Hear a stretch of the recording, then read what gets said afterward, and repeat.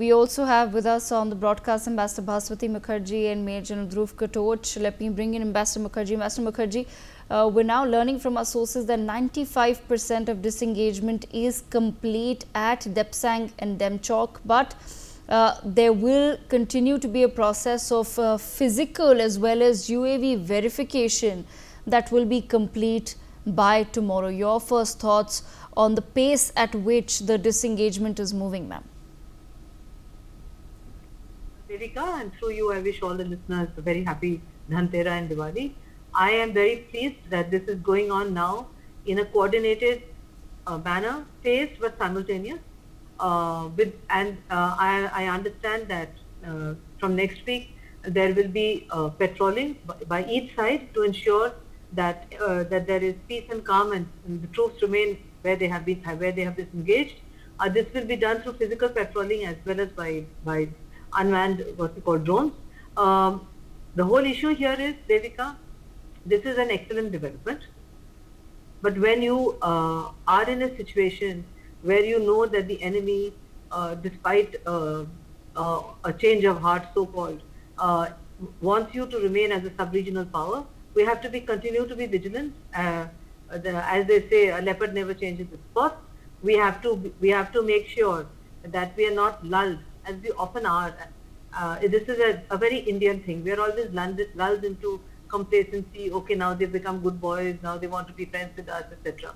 We have to understand we are from the land of Chanakya. We take every step with Chanakya-like precision. They have disengaged. We have disengaged. They want patrolling and to us to inform them and them to inform us in advance. This is excellent. If it holds, it's excellent, because I would much rather that a much larger number of troops of the Indian Army are stationed on the Indo-Bangladesh border. That is my first preference. We have a very dangerous situation developing in Bangladesh. As we talk, there is fierce infighting. Bangladesh could implode. Bangladesh could come under a military coup. So it is much better for us to station many more troops, not just the BSF. BSF is there. Behind the BSF, we need many more troops on the Indo-Bangladesh border, which now we can do. And we also need to be very vigilant about the developments in Myanmar. So from a strategic and diplomatic perspective, this is an excellent development. If it holds, then we could discuss what more we can do to ease things out. But the problem is, Devika, if you look at all the countries with whom China had boundary disputes, and there were several, China has settled all its boundary disputes, including with Vietnam, but has deliberately not settled the dispute with India because they want to keep it boiling on the pot so that we don't cut down on military expenditure and put it for development, so that we don't become an emerged power, etc. That has not changed. If tomorrow, Devika, we ask for a permanent seat in the Security Council, there are 4 P4 members that have publicly endorsed our candidature. There is 1 P5 member that will veto, and that happens to be the People's Republic of China. So, as I said, vigilance, as Gandhiji also said, eternal vigilance is the price of liberty. I agree with Gandhiji. We have to be vigilant on the border. Right, absolutely. Ambassador Mukherjee, I'll come back to you in just a moment. Let me bring in Major General Dhruv Katoch into the conversation as well. Major General Dhruv Katoch, your first thoughts as far as the pace of the disengagement is concerned. Thank you, Devika. Devika, once the political agreement was reached, then of course it was simply a matter of time before things would unfold on the ground. And the pace at which they are unfolding, I think, is totally satisfactory. As Ambassador Mukherjee said, I totally concur. It is a very good development. There is no requirement to station such a large number of troops in such a hostile environment, both for India and for China. So to reduce the quantum of troops which are in eyeball contact and to keep a lesser amount in reserves, I think will serve the security interests of both the countries. Having said that, I also agree with Ambassador Mukherjee when she says that, you've got to be vigilant. The question is, if China sees an opportunity to exploit, well, they will exploit it. It's as simple as that, So we cannot afford to give them any opportunity, which means as far as the Indian armed forces are concerned, they will have to be alert completely from now onwards till, well, we can say for many years to come. I've got no doubts in that. But simply because we have to be alert and ensure that the other party does no wrongdoing, doesn't mean that there will be hostility on the border. It simply means that we'll keep our powder dry, and if required, we are in a position to get back into action in a time and frame which can match the Chinese. Now, this latter aspect I think is very important, because for very long the Chinese have been insisting to go for both India and China to go back a certain amount of kilometers. Now we cannot work in terms of distance, because for China, when they as far as their area is concerned, it is a flattish area, and it is very easy for them from their reserve positions to come up to the line of actual control. Whereas we are in very difficult mountainous terrain, and for us to reach the forward areas or to the LAC takes a much greater deal of time. So to that extent, this withdrawal cannot be in terms of distance. It has to be measured in terms of time taken to reach where we wish to reach. And I presume the armed forces have actually already put that bit into their calculus. That is one aspect. The second thing is, if this holds for this winter, then I think it can, we can progress to other sectors also, and see if some force reduction is available across the entire sector. That should suit both our interests, especially now for India, as our security challenges have increased tremendously, with a third front being opened up in Bangladesh. Now, Bangladesh is not a military threat to India, that is granted, but Bangladesh is a very serious sub-conventional threat to India in the terms of infiltration of illegal Rohingyas, in the term of infiltration of illegal Bengalis, Bangladeshis. And more importantly, because a large number of people by the present government who were earlier in jail on charges of terrorism, they have now been released. And they will be encouraged to take up their activities against India again. So that is another thing which I think we need to be wary about, as a result of which this border has really heated up to a very large extent. So when I'm looking at the overall geopolitical scenario, I think it is a very welcome development. It will benefit India as of now. It will also benefit China tremendously. They're also facing their own sort of challenges on the economic, on the security, and in multiple domains. So for both of us, as of now, it is a welcome step, and I hope it holds. Devika. Right, absolutely. I request both our guests to stay on with us, because we have some more news coming in. As per our sources, the first patrol is likely to take place on or before the 31st of October. Patrolling to points inaccessible since April 2020 will be done in groups of 15 soldiers. Both armies must give advance notice of patrols to avoid any situation of a face-off or clash. My colleague Ajay back with us on the broadcast. Ajay, firstly, take our viewers through the details. What is it that has been decided between both the armies as far as serving of notices is concerned? Yes, this basically this decision of disengagement on the Demchok and Devsang area, that is a very important and definitely crucial one, because they know that after almost a 4 year of tension on the line of actual control, this decision came. So every one from both the side, they are very particular and they don't want any mess. So that's why that has been decided that there will be a prior notice for this patrolling, so that there will be no clashes between both the side, or there is no issue between both the forces on the ground. And our sources are saying that on or before the 31st of this month, this patrolling will take place, and the area where this patrolling has to take place, where soldiers of both the forces will move, that is also demarcated by the both the side. And definitely this is the big and important decision which has been taken, because they know that in the coming time, it is expected that on the other areas of line of actual control, and whether it is Ladakh or Arunachal Pradesh, Pangang so area, where a major issue was a major issue has taken place after the Galvan incident, that are the areas which will be in the talks in the coming time. So that's why every step forces and authorities are taking place, taking on the ground there, that is totally on very crucial time. And both the side, they are basically are well aware, and they have been informed properly. It is basically to avoid any kind kind of tension, further tension on the LAC. Okay, Ajay, stay on with us. We're learning some more information as far as what comes next for patrolling. In the Demchok sector, the Indian Army will get the patrolling points up until the Charding Nullah, while the Chinese will have access to their side of patrolling points from the Indus River up to the Charding Nullah junction or the border. As far as Demchok is concerned, the Indian Army will get to carry their patrol at the Y junction of patrol points 10, 11, 12 and 13. So this is what we're learning, the maps right there on your screens, viewers, for you to get a better understanding of what the new patrolling points will be all about. My colleague Ajay is still with us. Ajay, take our viewers through the details, please.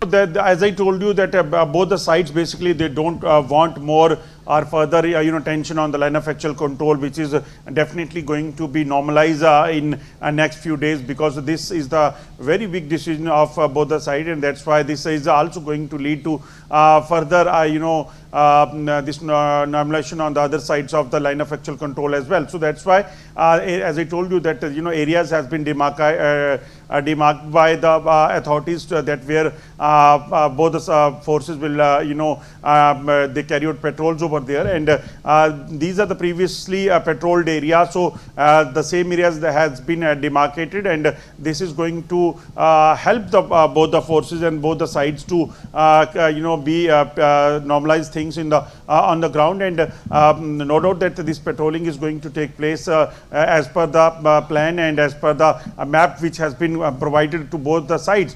But yes, as far as the line of actual control is concerned, it doesn't mean that forces, Indian Army is going to, they are going to trust Chinese troops or Chinese PLA very easily. They even after the patrol, they are going to be very alert, so that there will be no attention, because in the past we have seen that several incident has taken place which basically which shows that China and Chinese PLA do such things where to create trouble on the line of actual control. So that will be there, but after this decision of disengagement on the line of actual control has been taken by the authorities, they are ensuring that things will go very in a smoother manner. All right, Ajay, thank you so much for joining us on the broadcast with those details. I go back to my guests, Ambassador Mukherjee and Major General Dhruv Katoch. Ambassador Mukherjee, from your perspective, ma'am, as far as what our sources tell us, that the armies in a way have decided that advance notice must now be provided to patrol certain areas, and this is a measure that's being taken in order to avoid any sort of a situation that could lead to a face-off or a clash, as we've seen in 2020 and then subsequently as well.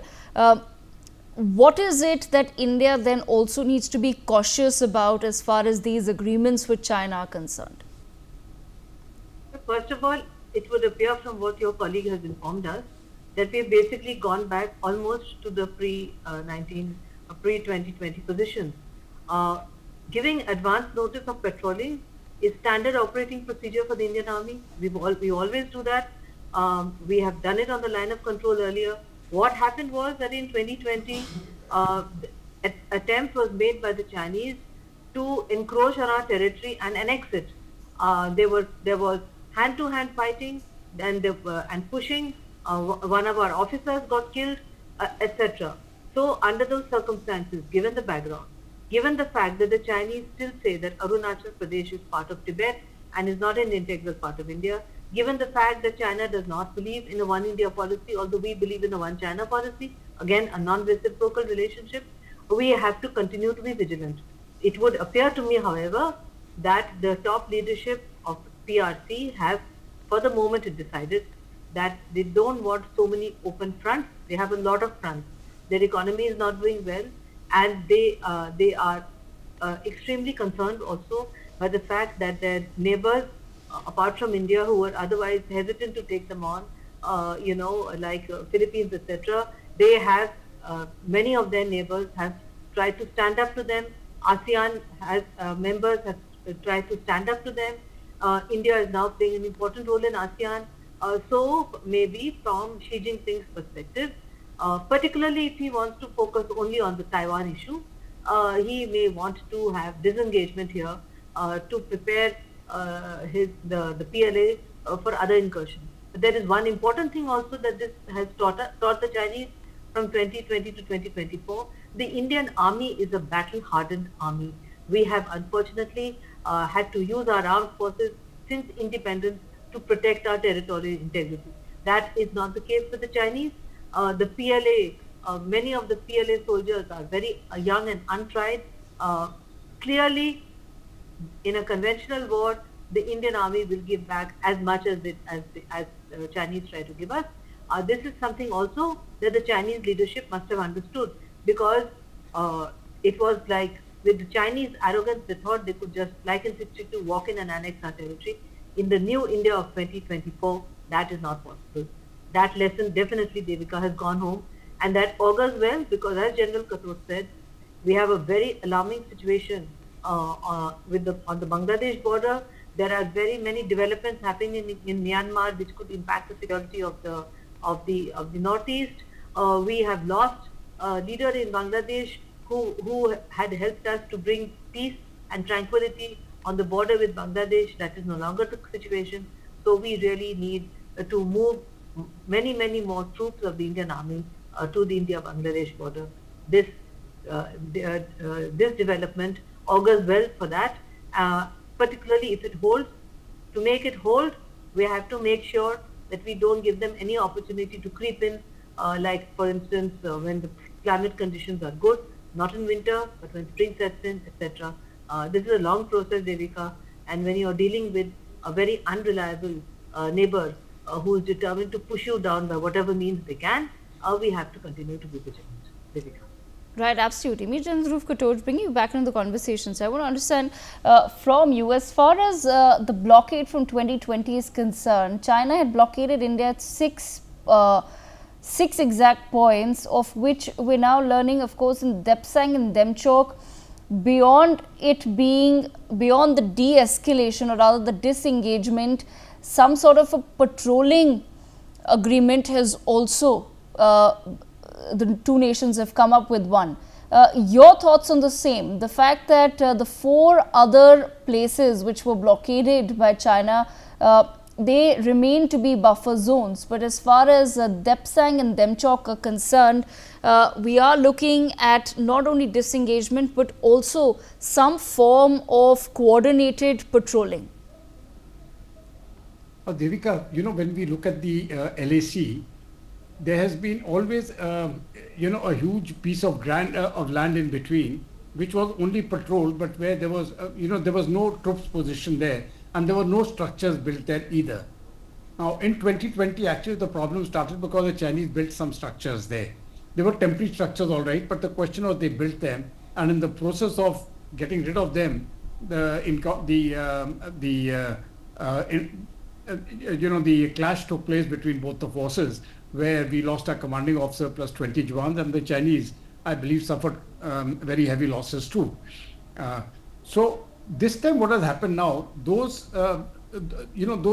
temporary posts which had been set up by the Chinese, all of them have been removed, and I think that process has been verified. So now we are coming back to the status quo ante as it existed in April 2020. So if we have come down to that, and we don't want a repetition of what happened then there are two things which are required to be done. One is to ensure that no structure is built by the Chinese in that no man's zone. That is one. And number two, that we should be able to patrol where we were patrolling earlier. It isn't that, we had a particular claim line, so we used to patrol up to there, and the Chinese would patrol up to their claim line. Now, sometimes what happened was that both the patrols came in at the same time. And when they came in at the same time, there was a protocol which had been established that, each side would go back. But it didn't really happen that way, and sometimes a clash would take place. There would be a scuffle, there would be a little bit of here and there, and then they would go back. But the point is that any time when two armies meet, the troops of the two armies meet, anything can happen. And it is to obviate that now that this patrolling program has been set up, which means, just as an explanation, say 2 days in a month we will carry out our patrolling, and on 2 other days, they won't be the same days, on 2 other days the Chinese will carry out their patrolling to the extent of patrolling they were doing earlier, and each side will be informed that this patrol is going. So the question of a clash per se will not take place because there will be nobody there to clash with. So if the patrolling protocol is not violated from now onwards, and if the Chinese do not put up any temporary structure, then this accord will hold. It will hold for a very long time because that is all that is required to be done. But if the Chinese want to play dirty, well, then if they put in a structure or something, then we'll remove it, and then we'll see as to how that goes. But at the moment, I think it is a very positive step. It has been taken at the military and diplomatic level and approved at the political level. That's the important point. It is a three-stage process. It has taken a very, very long time to come to this stage. And in this period, it is my belief that the Chinese were really testing the Indian state's political, diplomatic, and military will. And now they have tested it. They have found this political, military, and diplomatic will not bow down to the Chinese interests. So we have come down to an accord. That's the only way I look at it. And if they hold it, well, we'll hold it too. Major Dhruv Katoch, at the same time, as far as trust building is now concerned, because that's what the next topic at hand is, right? That we have come to these agreements and this conclusion, but as far as trust building with China is concerned, what does that really look like in your perspective? No, in my perspective, we should start with these small things. If these patrolling programs work, if the Chinese stick to what they are doing now, I think over a period of time that trust will build up. But I don't think that for India, we very frankly we get enamored too quickly by what the Chinese are doing, and we'll say, okay, now there is peace here, we'll open up on trade and other fronts. I personally feel it is a bit too early for that. So we should, in my view, let this fructify first. Let the LAC become stable for the complete length from Arunachal Pradesh right up to eastern Ladakh. Let this stabilize, and if it works over the next 2 to 3 years, then I think an adequate level of trust would have been built up.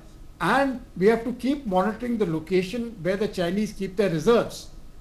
So if those reserves are going back, then that will be a positive step. If they are nearby, then we'll also keep our reserves nearby so that they can be brought onto any conflict point in a short duration of time.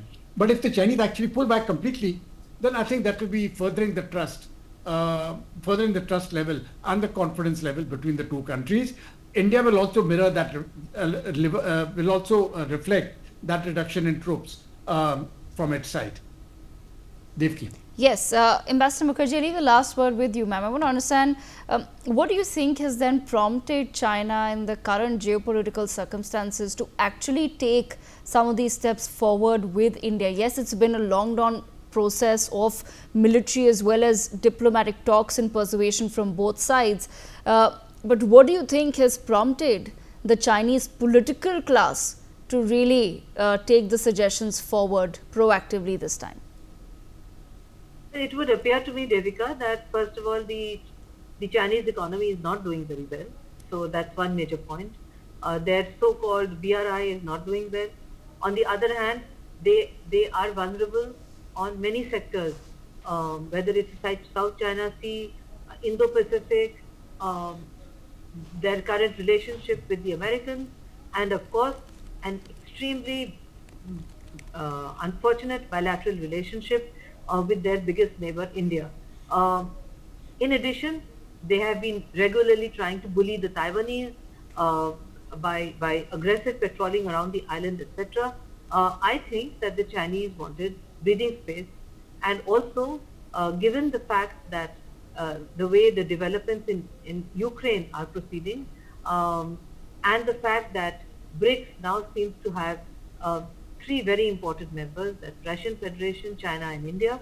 I think that perhaps they thought that kind of disengagement on the LOC would also help them, because they have huge trade relations, business relations with India that had suffered since 2020. There's no doubt about it. They would want to restore it. But on the other hand, as General Katot says, once the border is, the LAC is stable, we can go back to what we did in pre-2020, which was a situation where there was peace and tranquility along the line of control while the relationship progressed elsewhere. There are many common issues which we have with the Chinese, including climate change, etc. And we were able to cooperate and do that, both multilaterally and bilaterally. That stopped after the developments in 2020. That could take time to come back, but I am sure that both the political leadership and the Indian Army will not pull back too many troops too fast. They will keep them there for some time at a reduced strength to ensure that this peace holds. But in the meantime, as I said, it gives the Indian Army and also the diplomats breathing space to handle what could be in the coming months an extremely dangerous situation on the Indo-Bangladesh border on one hand and developments in Myanmar on the other, with the daily infiltration of Rohingyas, which can directly impact the security of the northeast and of the chicken neck. So it gives us much needed breathing space, and I really hope that it holds, Devika.